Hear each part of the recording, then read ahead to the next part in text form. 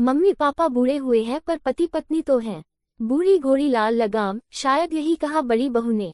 सुनते ही सासू माँ ठिठक गई और पलट कर बोली, कुछ कहा तुमने बड़ी बहू? नहीं नहीं, मैंने तो कुछ भी नहीं कहा मम्मी जी। हाँ हाँ सच में, छोटी बहू ने झिझकते हुए कहा। अच्छा है कि तुमने कुछ नहीं कहा, अगर कहा होता तो शायद जवाब भी मिल जाता। बड़ी बहू नजरें नीची कर खड़ी हो गई और सासू माँ उसे घूरती हुई वहां से निकल गई। सासू माँ के जाते ही बड़ी बहू ने बड़बड़ाना शुरू कर दिया, क्या गलत कहती हूँ मैं? मुझे तो रोक लेंगी, पर बाहर और भी तो लोग हैं जो बातें करते हैं। उनका क्या? उनकी जबान पकड़ो। तो माँ ने सही कहा भाभी, क्या जरूरत है मम्मी जी को पार्लर जाने की? इस उम्र में ये सब शोभा देता है क्या? अरे बुढ़ापे में सठिया गई है, कौन समझाए इन्हें? जब कोई बाहर वाला मजाक उड़ाएगा तब समझ में आएगा, फिर रोती हुई आएगी घर पर। हाँ हमें क्या, इन्हें खुद का मजाक उड़ाने की लगी है तो शौक से उड़ाए, हम तो खुश है अपनी जिंदगी में, वैसे भी किसे फर्क पड़ता है। पापा जी तो कुछ कहते नहीं, और इस उम्र में कौन सा पापा जी निहार रहे हैं उन्हें, जो इतना सज धज कर तैयार हो रही है। ये तो है भाभी, दिया बुझने से पहले फड़फड़ाता है ना, वही हालत इंसान की बुढ़ापे में हो जाती है। छोटी बहू ने भी बड़ी बहू की हाँ में हाँ मिलाई और दोनों जोर जोर से हंसने लगी। दरअसल बात यह थी कि मधु जी के पति सोमेश जी का आज 70वां जन्मदिन था, जिसे वे धूमधाम से न मनाकर सिर्फ अपनी पत्नी के साथ मनाना चाहते थे। इसके लिए उन्होंने एक रेस्टोरेंट में टेबल भी बुक कर ली थी। उसके बाद मूवी देखने का प्रोग्राम था।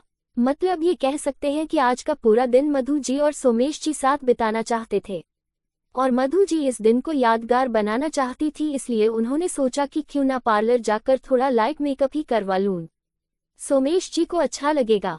बस यही सोचकर वे पार्लर निकल गई और यही बात दोनों बहुओं को खटक रही थी कि देखो तो मम्मी जी और पापा जी बुढ़ापे में कैसे कैसे गुल खिला रहे हैं। खैर दोपहर के 1 बजे बज रहे थे।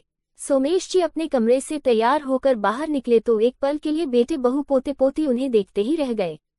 हमेशा कुर्ता पजामा पहने रहने वाले पापा जी आज सूट टाई में तैयार होकर जच रहे थे।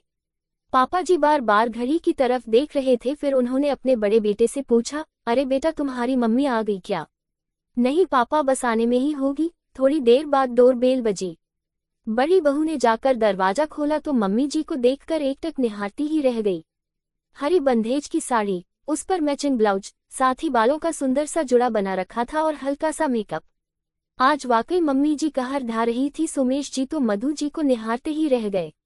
इतने में दोनों बेटे एक साथ ही बोल पड़े, वाह क्या बात है मम्मी, आज तो बहुत सुंदर लग रही हो। दोनों बेटों की बात सुनकर मधु जी मुस्कुरा दी। इतने में सोमेश जी बोले, तो मधु जी तैयार है आप साथ चलने के लिए? जी जरूर, कहकर दोनों पति पत्नी वहां से निकल गए।